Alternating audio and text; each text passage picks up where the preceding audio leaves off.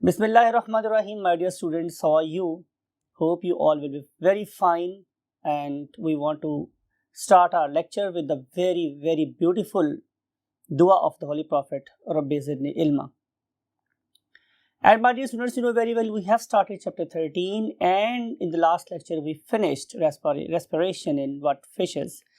And today we want to discuss respiration in another very interesting group of organisms known as what? Amphibians. Amphibians क्या होते हैं? Anybody can tell me? Oh yes, organism that can live at the junction of water and land. They are called as amphibians. आइए हम इन्हीं amphibians की respiration को detail से discuss करते हैं.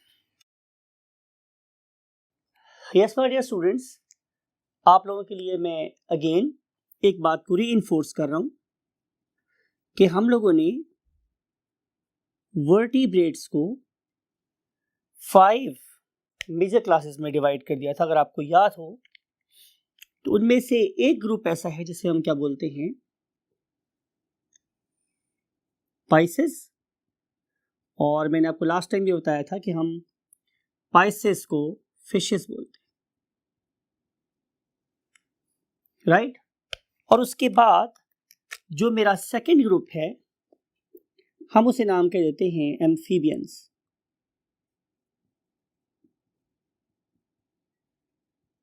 राइट? अब इस एम्फीबियंस में 3 एग्जाम्पल्स आप बड़ी आसानी से कोट कर सकते हैं. One of them is called as frogs, other one are called as toads, and last one are called as सैलामेंडर्स.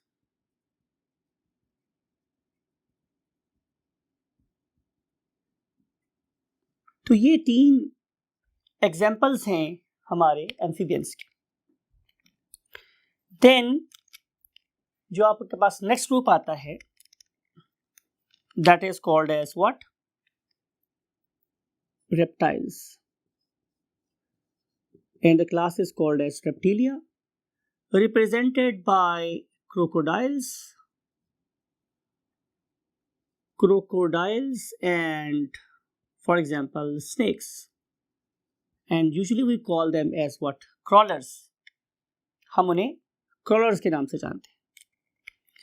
Then another very famous group, and that very group is known as aves. और you know very well कि हम aves को क्या बोलते हैं students? birds. aves. And last but not the least, they are called as mammals.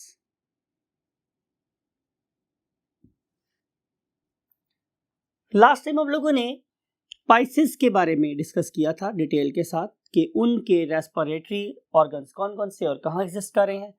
और आज हम डिस्कस करने वाले हैं, डेफिनेटली नेक्स्ट क्लास को हमने डिस्कस कर लिया था और आज हम ये वाली क्लास डिस्कस करने जा रहे हैं, मीन्स एम्फीबियंस. तो ये जो मेरे पास स्टूडेंट्स एम्फीबियंस हैं, जैसे मैंने पहले बोला आप लोगों को कि इसमें हम फ्रॉग्स और टोड्स और सैलामेंडर्स की बातें करते हैं. तो इसके अंदर हम देखेंगे किसको? रेस्पिरेशन.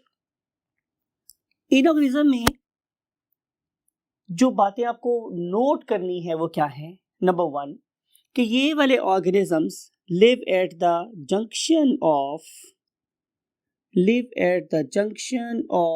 Land and water.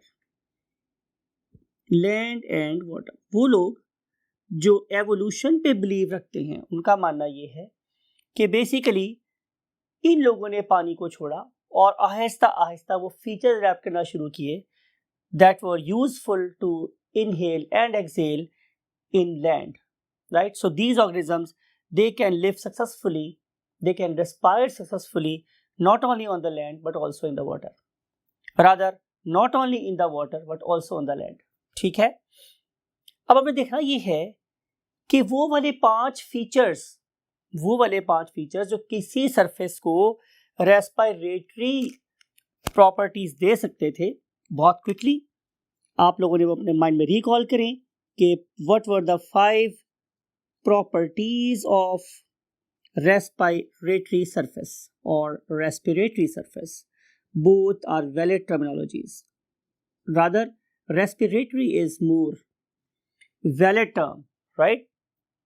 सो वो 5 प्रॉपर्टीज माइंड में रखें, और इन प्रॉपर्टीज को अगर मैं ढूंढना चाहूँ तो मुझे ये एम्फीबियन में मीन्स फ्रॉग में कितनी जगह नजर आती हैं, तो आंसर इस 3 जगहों पे। 3 जगहों पे मुझे रेस्पिरेटरी लाइनिंग या सरफेस नजर आती है, किसमें? फ्रॉग में। Number one is in buccopharyngeal region, in ब्यूकोफेरेंजियल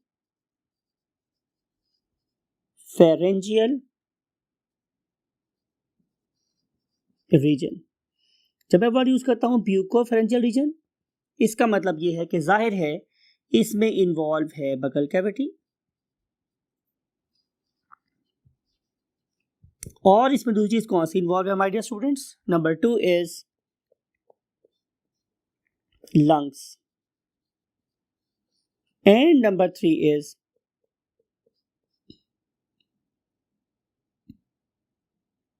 skin, right?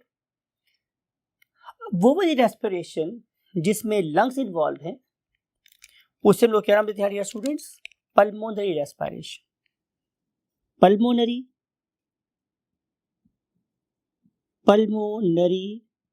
Respiration. और जिसमें स्किन इन्वॉल्व होती है, लास्ट लेक्चर याद करें मैंने क्या बोला था कि जिसमें स्किन इन्वॉल्व होगी उसे हम नाम देते हैं क्यूटेनियस रेस्पिरेशन। इसके स्पेल बड़े इंपॉर्टेंट है, लिहाजा आपने इसको माइंड में रखना है। सो 3 जगहों पे एक्सचेंज ऑफ गैसेस हो सकता है इन case of amphibians, but why? सवाल ये हमारे डियर स्टूडेंट्स कि हमारी बॉडी में सिर्फ एक ही ऑर्गन है जिसका नाम क्या है? लंग्स।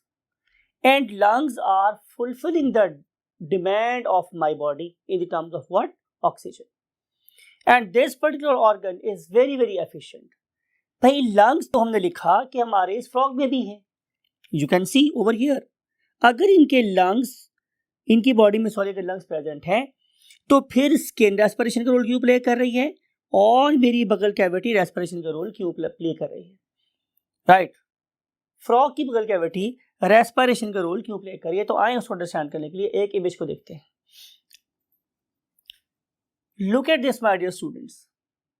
पहली बात तो स्टूडेंट्स ये है कि अगर आप इस पर्टिकुलर इमेज को देख रहे हैं, यहाँ पे हमने एक फ्रॉग को डायसेक्ट किया, और डायसेक्ट करने के बाद हमने उनके लंग्स को इन्फ्लेट किया, और इन्फ्लेट करने के बाद हमने उसकी डायग्राम तस्वीर खींची। Look at this image, wonderful image. इस सबको क्या नजर आ रहा है कि इनके lungs they are not that multicellular but they are just like a balloon. अब आप इमेजिन ये करें कि एक बैलून की वॉल में कितने सेल हो सकते हैं, यानी कि एक पर्टिकुलर बैलून की लाइनिंग में कितनी ब्लड कैपिलरीज हो सकती हैं, राइट? अगर आपको लास्ट टाइम जो मैंने स्टेटमेंट आपको दी थी, अगर आपको ये वाली स्टेटमेंट याद हो तो हम चलते हैं एक ड्राइंग की तरफ प्रीवियस बोर्ड पे। Look at this. अगर ये मेरे पास एक लंग्स है माय डियर स्टूडेंट, ये वाला लंग्स है, दिस इज अ लंग्स। अगर मैं इस पर्टिकुलर लंग्स के एरिया को देखूं तो इट इज वेरी स्कार्स, ये बहुत कम। लेकिन अगर मैं फॉर एग्जांपल इसके अंदर पार्टीशंस लगा दूं इस तरह वाली, ऐसी ऐसी ऐसी, राइट, या ये समझ लें कि मैंने इस पर्टिकुलर मेम्ब्रेन को मैंने इस तरह की फोल्ड्स में थ्रो कर दिया है, ऐसे ऐसे। तो ज़ाहिर जब मैं इसको ज़्यादा फोल्ड कर दूंगा तो इसका जो रेस्पिरेटरी एरिया है वो क्या करेगा? ज़्यादा हो जाएगा। और सेम इज द केस, अगर मैं इस सब से भी इसको फोल्ड कर दूं तो इस सब का रेस्पिरेटरी एरिया भी क्या हो जाएगा? बढ़ जाएगा। लेकिन ऐसा केस हमारे फ्रॉग में नहीं है। फ्रॉग की जो मेम्ब्रेन है वो बिल्कुल स्ट्रेट है, बिल्कुल सीधी है, ऐसे। There is no partition, no more division of labour, it is just a sac, and this particular sac is provided with what? Network of blood capillaries. तो इसका जो सरफेस एरिया है वो मेरे पास बहुत कम है। इसका मतलब ये होगा कि ये वाले लंग्स हमारी टेरेस्ट्रियल एनवायरनमेंट में ऑक्सीजन ज्यादा होने के बावजूद इस particular highly multi cellular organism की ऑक्सीजन डिमांड को पूरा नहीं कर सकता। एक तो मेरे पास ये वाली प्रॉब्लम आई। फिर उसके बाद हम दोबारा चलते हैं नेक्स्ट बोर्ड पे और देखते हैं एक और image. Now look at this image. This image is showing what the internal structure of the heart. अब इसमें आपको नजर आ रहा है कि देयर आर 2 एट्रिया, हमारे पास 2 एट्रिया हैं और इसके अंदर जो वेंट्रिकल है ये एक है। अब इसका नुकसान क्या हुआ? इसका नुकसान ये हुआ माय डियर स्टूडेंट्स कि इस तरह से जब 2 एट्रिया 2 डिफरेंट किस्म के ब्लड को एक ही ब्लड में पंप, चेंबर में पंप करते हैं, जो सब वेंट्रिकल बोल रहे हैं, तो रिजल्ट में क्या होता है कि 2 टाइप का ब्लड मिक्स हो जाता है। It is another flaw in the anatomy of these organisms, right. यानी कि पहली बात है कि जो ब्लड है वो पूरी तरह सैचुरेट नहीं हो रहा, और दूसरी प्रॉब्लम क्या आ गई कि जो ब्लड है वो हार्ट में आके मिक्स हो रहा है। इस तरह से उनकी जो पल्मोनरी और वेस्कुलर एक्टिविटी है वो क्या हो गई, लो लेवल पे चली गई, राइट माय डियर स्टूडेंट्स। तो इन 2 वजूहात की बिना पे अल्लाह ने क्या किया, उनको कैसे कॉम्पनसेट किया, उनको रेस्पायर करने के लिए एक से ज्यादा ऑर्गन दे दिए, राइट। और यू नो वेरी वेल कि हम वापस चलते हैं प्रीवियस बोर्ड पे, तो हमने क्या देखा था माय डियर स्टूडेंट्स कि यहाँ पे हमारे पास अब 3 किस्म के ऑर्गन होंगे। One of them is called as buccal cavity, other one is called as lungs and last is called as skin. तो इन 3 चीजों से अब फ्रॉग सांस ले रहे हैं। क्यों एब्नॉर्मैलिटी आई, उनके लंग्स बहुत अच्छे नहीं हैं, और नंबर 2 उनका जो 2 किस्म का ब्लड है वो जाके हमारे वेंट्रिकल में मिक्स हो रहा है। इस पर्टिकुलर डेफिशिएंसी को ओवरकम करने के लिए अल्लाह ताला ने 3 जगहों से सांस लेने की सलाहियत दे दी। But they are very active, they can do anything like you, despite of the fact they don't have that much efficient lungs as you have got, but they are living very efficiently. अब हम देखेंगे students ये कि इन particular चीजों में सांस कैसे कैसे लिया जा सकता है। So let's move to the next half of the word. Look at this. अब आप इस पर्टिकुलर वीडियो को देखें। इस वीडियो में क्या हो रहा है माय डियर स्टूडेंट्स कि इस ऑर्गेनिज्म के आपको नजर आ रही हैं नॉस्ट्रल्स। जैसे आप लोगों का नोज है वैसे ही इस ऑर्गेनिज्म के नॉस्ट्रल्स है। Look at this, how quickly they are opening and closing themselves. कितनी तेजी से ये खुल रही है और कितनी तेजी से ये बंद हो रहे हैं, राइट। और इस प्रोसेस के दौरान में जरा आप बकल कैविटी को देखें इस पर्टिकुलर फ्रॉग की, तो नीचे वाली साइड से ये बहुत तेजी से अप एंड डाउन भी मूव करे, राइट। ये एक उसका क्या है, रेस्पिरेटरी अपरेटस है। इस रेस्पिरेटरी अपरेटस की जो लाइनिंग है, it is lined with of course very rich network of blood capillaries, plus ये एक उसका वो वाला चेंबर के तौर पे काम करे जैसे कि हमारा निजल चेंबर है, यूं समझ लें। और इस पर्टिकुलर रेस्पिरेशन में 3 फेजेस इन्वॉल्व हैं, राइट। इसको अंडरस्टैंड करने के लिए अभी से आप लोगों को थोड़ा सा क्या करना पड़ेगा, फिजिक्स को यूज करना पड़ेगा। और फिजिक्स में आप लोगों ने क्या यूज किया था कि pressure is inversely proportional to the volume. ये पढ़ा था आप लोगों ने। आप इसे वॉल्यूम भी कह सकते हैं, एरिया भी कह सकते हैं। मीन टू से कि अगर आप लोगों के पास ये एक ट्रायंगल है, फॉर एग्जांपल दिस वन, और एक मेरे पास ये ट्रायंगल है, फॉर एग्जांपल दिस वन, तो जाहिर है इस particular triangle, for example small A, small B, small C, इसका जो एरिया है it is definitely lesser, area इसका कम है। किस ट्रायंगल की निस्बत? कैपिटल ए, कैपिटल बी और capital C. Capital A, capital B, capital C का जो एरिया है ये डेफिनेटली क्या है, ज्यादा, राइट। ये मैंने क्या ड्रॉ किया है? ये मैंने ड्रॉ किया है students area of the buccal cavity, right. जब एरिया ज्यादा होगा तो डेफिनेटली प्रेशर क्या हो जाएगा, ज्यादा, और जब एरिया ज्यादा हो तो प्रेशर क्या हो जाएगा, कम, because pressure is inversely proportional to the volume. यही वाला फिनोमेना इस्तेमाल कर रही है फ्रॉग की बकल कैविटी। किस पर्पस के लिए? गैस को इनहेल करने के लिए और एक्सहेल करने के लिए। मीन टू से कि जब ये वाला फ्रॉग अपनी नेजल कैविटी में अपने नॉस्ट्रिल्स में से गैस को अंदर लेके आना चाहता है तो ये वाला प्रोसेस होता है। ये है उसकी, समझ लें, एक किस्म की इनहेलेशन। ये कैसे, इस पर्टिकुलर एरिया की बात कर रहा हूं मैं, सिर्फ इस पर्टिकुलर एरिया की, इट इज नॉट इनहेलेशन, समझाने के लिए बात कर रहा हूं कि इस पर्टिकुलर एरिया में एयर कैसे जाएगी। This particular organism has to suck the air. ये ऑर्गेनिज्म इसको सक करेगा। सक करने के लिए क्या करना पड़ेगा? जाहिर है इसे इस पर्टिकुलर नॉस्ट्रिल को ओपन करना पड़ेगा। लिखते हैं इसके बारे में कि इस पर्टिकुलर टाइम पे जो नॉस्ट्रल्स हैं, nostrils they are open, nostrils are open.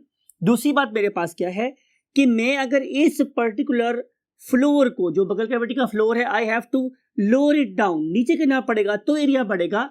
तो floor of the buccal cavity, floor of buccal cavity moves down, ये नीचे की तरफ को मूव कर जाता है, मूव्स डाउन, नीचे की तरफ।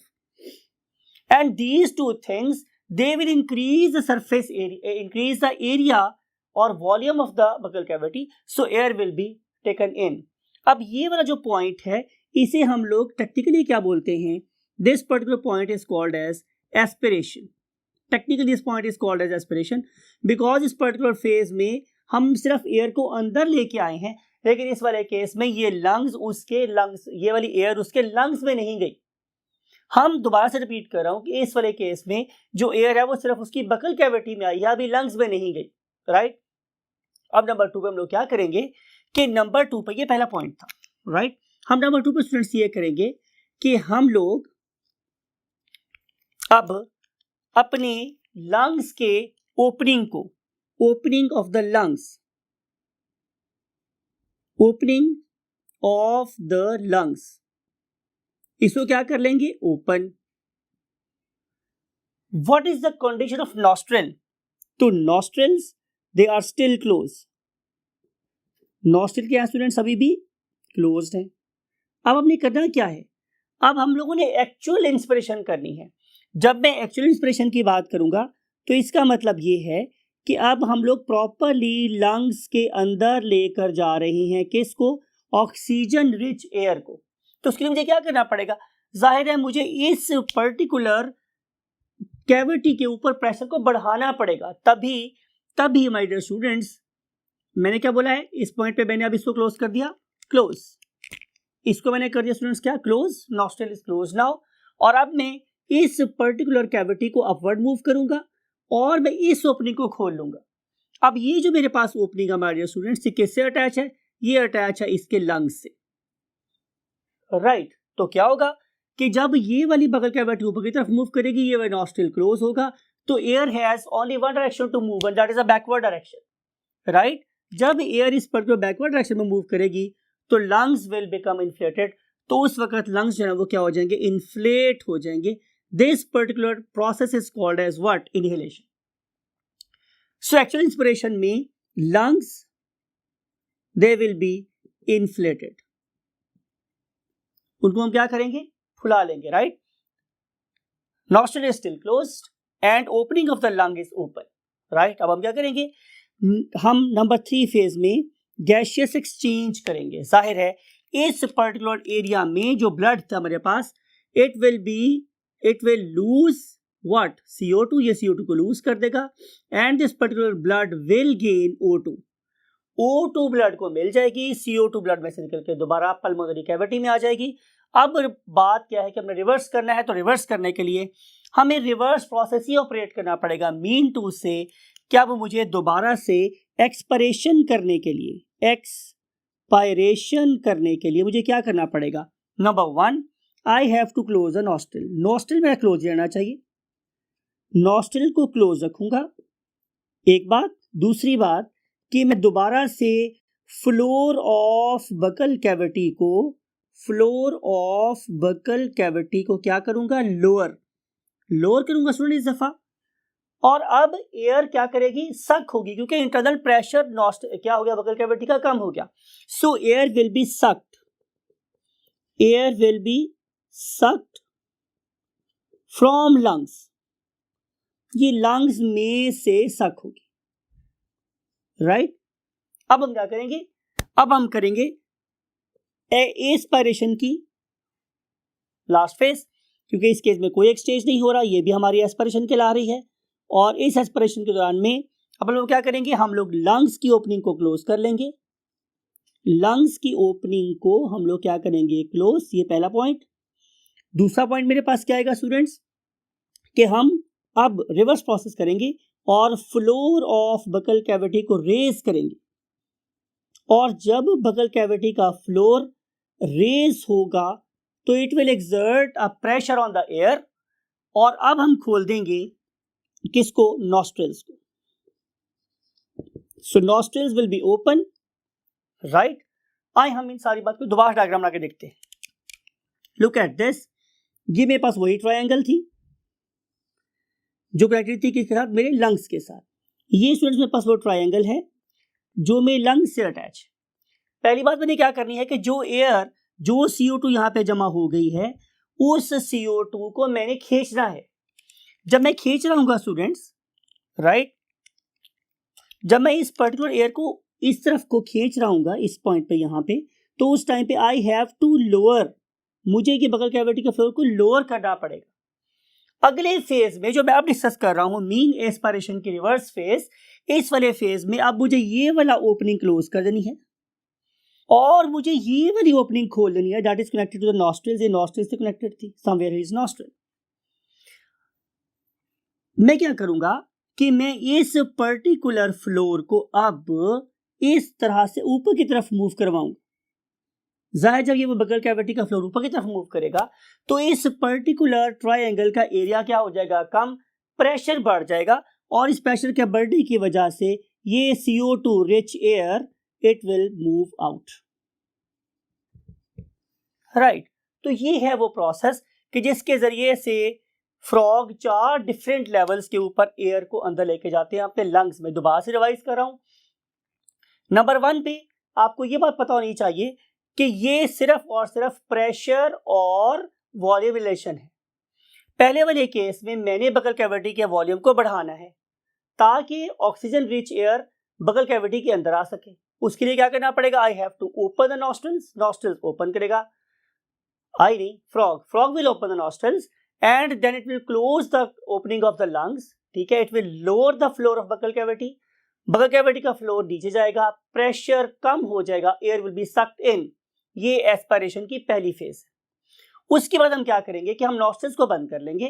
नॉस्ट्रल्स को बंद करने के बाद अब हम दोबारा से फ्लोर ऑफ बगल कैविटी को ऊपर की तरफ मूव करेंगे. जाहिर है उसके रिजल्ट में जो एरिया है वो या वॉल्यूम है वो कम हो जाएगा and air will be forced into the lungs because cavity opening of the lung is open now. अब थर्ड फेज होगा, यहाँ पे एक्सचेंज ऑफ गैसेस होगा. अगले बात है फोर्थ फेज. अब हमने इस CO2 रिच एयर को बाहर निकालना है. तो बाहर कैसे निकल सकती है, again with the help of बगल कैविटी. तो बगल कैविटी क्या करेगी, अपने आप को लोअर करेगी, अपना प्रेशर कम करेगी. सो जो एयर हमारे लंग्स में थे बी सक्ड इन. लंग्स में से CO2 रिच एयर अब बगल कैविटी में आ जाएगी. अब आखिरी फेज है कि हमने इस पर्टिकुलर बगल कैविटी में से CO2 को बाहर निकालना है. तो उसके लिए हमें क्या करना पड़ेगा, हमें बगल कैविटी के फ्लोर को ऊपर करना पड़ेगा, नॉस्ट्रल्स को ओपन करना पड़ेगा और उस रिजल्ट में CO2 will be thrown out of the body. तो ये है वो 4 फेजेस. इसके तरीके से ये वाले फ्रॉग्स अपनी बगल कैविटी और ब्यूकोफ्रेंजियल रीजन में से क्या कर रहे होते हैं, गैसेस एक्सचेंज कर रहे होते हैं. अब हम चलते हैं नेक्स्ट चीज के ऊपर. नेक्स्ट चीज मेरे पास क्या है students, next thing is respiration through skin. अब अगर स्किन की बात की जाए तो यू नो वेरी वेल कि इस पर्टिकुलर ग्रुप ऑफ ऑर्गेनिज्म की जो स्किन है ये इट इज ऑलवेज मॉइस्ट. ये हमेशा से कैसी रहती है, गीली रहती है. और इस पर्टिकुलर गीलेपन की जो वजह है यू नो वेरी वेल के प्रेजेंस ऑफ म्यूकस ग्लैंड्स है. इन म्यूकस ग्लैंड्स की वजह से इनकी स्किन हमेशा मॉइस्ट और स्लिपरी रहती है. Plus you know very well कि there is a flow of blood. यहाँ पे जो ब्लड है वो हमेशा फ्लो होता रहता है. और इसके अलावा थर्ड माय डियर स्टूडेंट्स कि there is a very rich network of blood capillaries. यहाँ पे very rich network of blood capillaries हैं. और definitely there is a gradient, हमारे पास ग्रेडियंट है. और ये सारी की सारी चीजें मिल मिला के इस पर्टिकुलर ऑर्गन को जैसे हम स्किन बोलते हैं क्या बना रहे, रेस्पिरेटरी सरफेस. तो huge amount of you can से जो रेस्पिरेशन है वो थ्रू स्किन हो सकती है, particularly when that very organism is inside water, right? अब हमने एक बात थोड़ी सी बुक से अलावा भी आप लोगों को बतानी है, वो ये है कि क्या इन पर्टिकुलर ऑर्गेनिजम्स का कोई ऐसा मेंबर भी है जो अभी भी गिल से सांस ले रहा है. तो आंसर इज यस, राइट. अगर आप लोग एक ऑर्गेनिज्म होता है उसे हम बोलते हैं newt. Newt is an amphibian, right. इस एम्फीबियन को आप देखिए तो it has got external gills. इसके पास एक्सटर्नल गिल्स होते हैं.